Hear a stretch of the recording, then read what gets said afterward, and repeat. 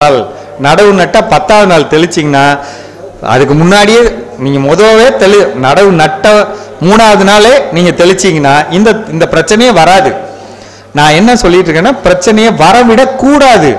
வந்ததுக்கு அப்புறம் புழு வந்துருச்சுங்கன்னு சொல்றத விட வர்றதுக்கு முன்னாடியே சரி பண்ணணும். எப்பப்பெல்லாம் சரி பண்ணணும்? நடவு நட்டா 10வது நாள் இந்த பிரச்சனை வரும்.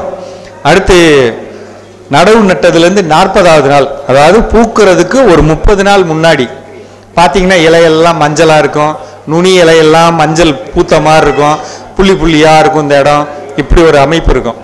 அடுத்து என்ன நடக்கும்? பூ வந்துருங்க. பூ வந்து நின்ன உடனே என்ன நடக்கும்? சாய்ந்த நேரத்தில் கதிர்நாவாய் பூச்சி வரும். வந்து அது உறிஞ்சினோடனே பதறலாம், மணிகள்லாம் சிவப்பு வெள்ளை, சிவப்பு வெள்ளைன்னு மாறி மாறி வரும். அல்லது நமக்கு குருத்து புழு வரும். குருத்து புழு எங்க இருக்கும்? செடியோட அரையடி, தரையிலேருந்து அரையடி உயரத்தில் நிற்கும். மேலே கதிர் ஃபுல்லாக வெள்ளையாக வரும். இது அடுத்த 4வது பிரச்சனை. 5வது பிரச்சனை என்ன? இது 4வது பிரச்சனை. 5வது பிரச்சனை பார்த்தீங்கன்னா, மொத்த வயல்லையும் ஒரு புகையான் இப்ப இல்லைங்கிறாங்க. ஆனா என்ன பொறுத்தவரை வேற ரூபத்துல பல்வேறு வகையான பூச்சிகள். ஒரு தட்டு தட்டினீங்கன்னா ஒரு 10 பூச்சி பறக்குது. இந்த மாதிரி மேல வரப்புல இன்னும் இப்படி இதை பார்த்தீங்கன்னா வட்ட வட்டமா காஞ்சு கிடக்குது நிலம். இந்த மாதிரியான அமைப்பு. இது எல்லாத்துக்கும் தீர்வு என்ன? புகையில 1 லிட்டரு 10 லிட்டருக்கு 100 மில்லி, அது கூட 100 மில்லி மீனமிலம் கலந்து நான் அடிக்கிறேன். ரைட்டா? இது ஒரு வகை. இது இயற்கை வழி. அதிலே வந்து உயிர் வழி என்ன? உயிர் வழி என்ன? ஏன் இயற்கை வழிக்கு நான் உயிர் வழி மாற்று சொல்றேன்? இதை யாரும் உட்காந்து செய்யறது கிடையாது. நம்ம இதை செய்ய சொல்றோம். அது யாருங்க உட்காந்து போயில வாங்கி பிச்சு உள்ள போட்டு வேக வச்சு அப்படின்னு நம்ம ஒரு சோம்பேறித்தனப்படுறோம்.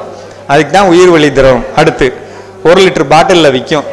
அந்த திரவத்துக்கு பேர் பேசிலஸ் துரிஞ்சியன்சிஸ் அப்படின்னு ஒரு திரவம் இருக்கு. பிடின்னு சொல்லுவாங்க.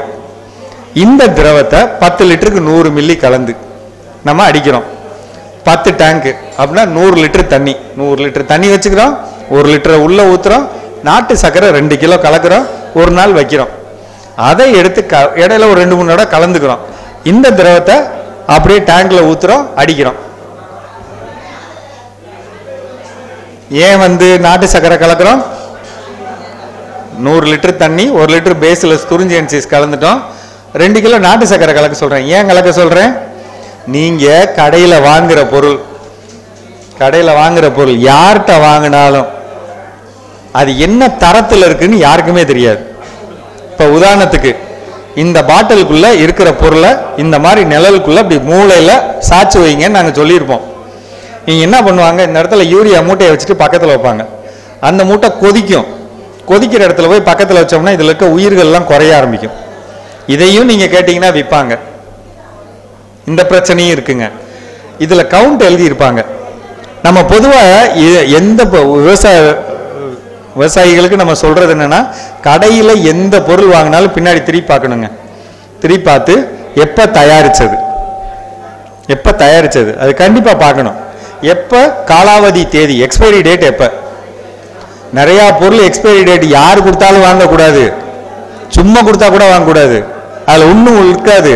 ஆனா கொடுத்துட்டு உங்க பேரை எழுதிக்குவாங்க, உங்கள்கிட்ட நீங்க வாங்கிட்டீங்கன்ட்டு. அப்படிலாம் யார்ட்டையும் வாங்கக்கூடாது. உற்பத்தி பண்ணி 2 மாசம் இருந்தா வாங்கலாம்.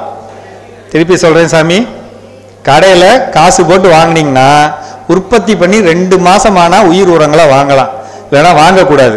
உங்களுக்கு கிடைக்கலையா எங்கள்கிட்ட கேளுங்க, நாங்க இடம் சொல்றோம் எங்க கிடைக்கணும், வாங்கிக்கோங்க. ஆனா தப்பா வாங்கக்கூடாது.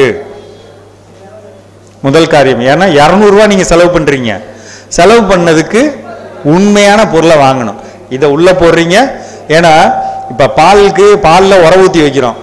டெய்லி பாலில் வீட்டில் உர ஊற்றினாலும் ஒரு நாள் கட்டியா வருது, ஒரு நாள் கொஞ்சம் கொல கொலன்னு வருது, ஒரு நாள் சரியா வரைய மாட்டேங்குது.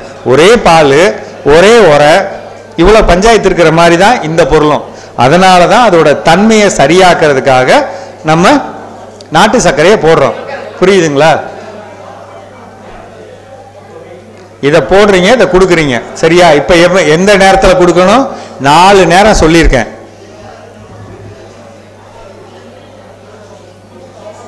கொஞ்சம் டயர்டாக இருக்க மாதிரி இருந்துச்சுன்னா கொஞ்சம் நிமிர்ந்து உட்காந்துக்கங்க. ஒரு சில பேருக்கு கண்ணு சொருகுது. சாயந்தரம் 5:50 5:50 6:10 லைட்டாக கண்ணு சொருகுது ஒரு சில பேருக்கு. அதனால நிமிர்ந்து உட்காந்துங்க, கோச்சிக்காதீங்க. இன்னைக்கு ஒரு நாளைக்கு போய் வீட்டில் தூங்குங்க.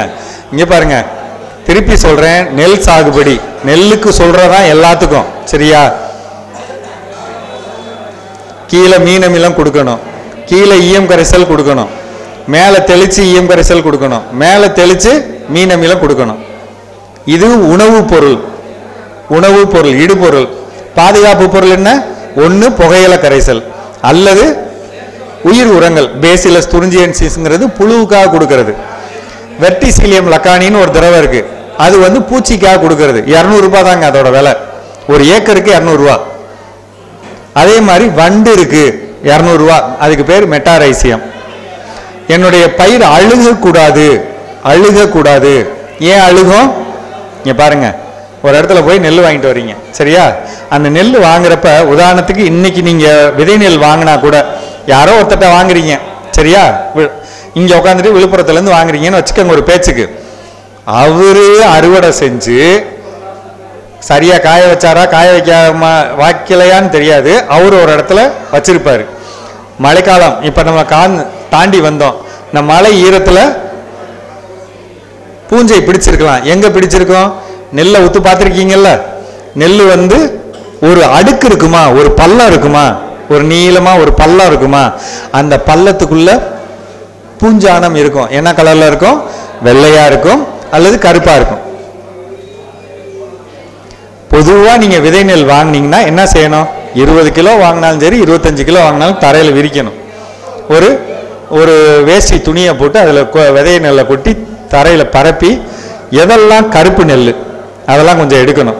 பழுப்பா இருக்கிறது வெள்ளையா இருக்கிறது அதெல்லாம் கொஞ்சம் கோதி எடுத்துடலாம். சும்மா இருக்கிற நேரத்தில் இது எடுத்துடணும். முதல் காரியம் இது வந்து நமக்கு நான் சாதாரண சொல்றேங்க, ஒரு டேட்டா இருக்குது. ஒரு ஏக்கர்ல இந்த மாதிரி குலை நோயால உங்களுக்கு 20% லாபம் கெடும் அப்படின்னு இருக்கு. அதனாலதான் இதை எடுக்க சொல்றேன். இது வந்து பூமிக்குள்ள ஈரத்துலதான் நீங்க எவ்வளவு தண்ணி வைக்க போறீங்க. செடி நெல்லுல ஈரம் இருந்துச்சுன்னா இங்க இருந்து இங்க பரவும், இங்க இருந்து அங்க பரவும், இங்க பரவும், நல்லா இருக்கிறதையும் சேர்த்து கெடுக்கும். ரைட்டா சாமி? அதுக்கு தான் சொல்றேன், முதல்ல எடுத்துறீங்க, தண்ணி ஊத்தி கழுவணும். ஒரு வாளியில போட்டு நல்லா ஆட்டி தண்ணி ஊற்றி வடிகட்டுறோம், திருப்பி தண்ணி ஊற்றி நல்லா வேணும் வடிகட்டுறோம். அதுக்கப்புறம் தான் நீங்க விதை நேர்த்தி பண்றீங்க. கழுவாம விதை நேர்த்தி பண்ணீங்கன்னா அந்த கசடு அங்கேயே தான் இருக்கும். ஒத்துக்கிறீங்களா? கொஞ்சம் சிரமம் தான், ஒரு நாளைக்கு அதை பட்டுக்காங்க சரிங்களா. இப்ப தலை தட்டுற அளவுக்கு தண்ணி வைக்கிறோம். தண்ணி வச்சுட்டு 25 கிலோ 10 கிராம் சூடோமோனாஸ் அல்லது விரிடி அல்லது 10 மில்லி எவ்வளோ வரும்? 1/4 கிலோ உள்ள போடுங்க. அதே மாதிரி இன்னும் என்ன போடலாம்? நல்லா முளைக்கணும். ஏன்னா அவங்க எப்படி கொடுத்தாங்க விதை நெல்லாம் நமக்கு தெரியாது. யார் கொடுத்தாலும் நம்ப கூடாதுங்க. நம்ம செய்ய வேண்டிய வேலையை கரெக்டாக செய்யணும். ஏன்? நம்மளோட டார்கெட்டு மேலே எழுதி போட்டாச்சு. என்ன ரகத்துக்கு எனக்கு எவ்வளோ லாபம் கிடைக்கும் ஒரு செவத்துல எழுதி போட்டுருங்க. 2400 அல்லது 2900 எழுதி போட்டுருங்க. எனக்கு அதுதான் தெரியணும். அதுக்கு நான் இந்த வழிமுறையெல்லாம் செய்கிறேன். இப்போ நீங்கள் கொட்டிட்டீங்க, 1/4 கிலோ கொட்டிட்டீங்க.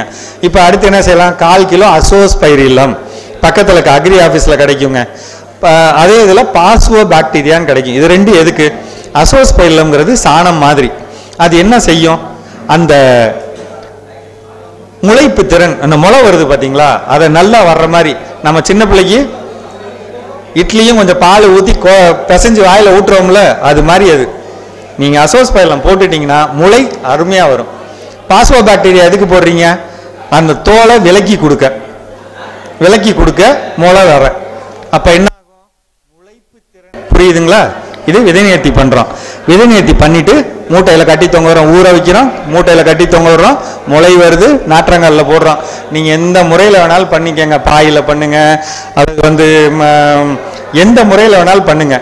எனக்கு தேவை சாமி நல்லா கேளுங்க, நாற்றங்காலில் இருந்து நம்ம நாற்று எடுக்கிறப்ப இந்த நாற்று வந்து பார்த்தீங்கன்னா இந்த சூம்பல் நாத்தா இருக்கக்கூடாதுங்க. நிறைய பேர் பக்கத்தோட்டத்துக்காரங்க சொல்லுவாங்க, மாப்பிள்ள மஞ்சளா தாண்டா இருக்கணும். இதை வந்து இப்படி வந்து பல்பு மாதிரி வந்து இங்க பாருங்க, இந்த வடிவத்துல இப்படி வந்து இதுக்கு கீழே தான் வேர் இருக்கணும். இதுக்கு கீழே தான் வேர் இருக்கணும். வேறு இந்த வெள்ளை, இந்த இடத்துல தடிமண், இதுக்கு மேலதான் பச்சை.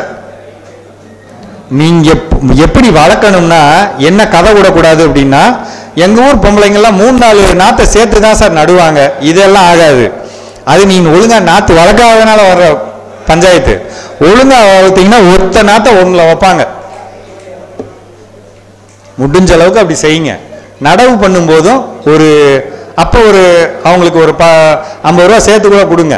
என்ன சொல்லி கொடுக்கணும்? இந்த நாத்தை இங்க பிடிமா, இங்க பிடிமா, இந்த இடத்த வேற மட்டும் உள்ள அமுக்குமா, மேலக்க பகுதி மேலக்கதை வைமா அப்படிங்கணும். இவங்க என்ன செய்வாங்க? இவ்வளோத்த உள்ள அனுப்பிச்சிருவாங்க.